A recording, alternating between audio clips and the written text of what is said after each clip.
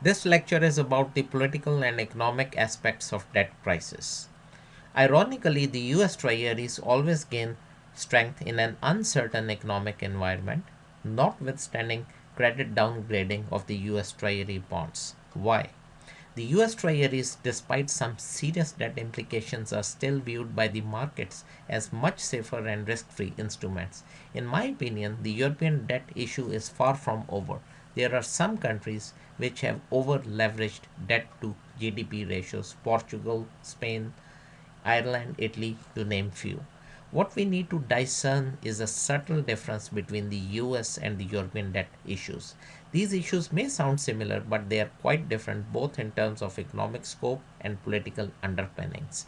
The US debt undoubtedly is a long term challenge, as demonstrated by a marked increase in the spread between the yields of 10-year notes and the corresponding inflation protected treasury securities.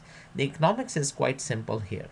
More deficit means greater debt. More debt implies higher rates and inflationary pressures. And if they are out of balance, this would result in currency crisis, massive devaluations, and disturbance of global financial balance.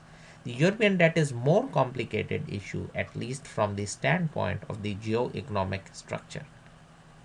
The US debt, despite the massive size of debt touching $13 trillion plus, is manageable insofar the government apparatus and the Fed are well positioned to tend to any unexpected movement of debt limits.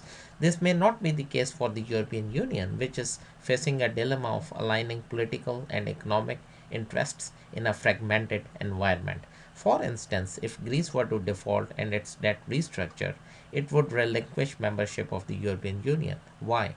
Because its currency will have to undergo massive devaluations to realign the backlog of its horrendous debt and put the house in order again.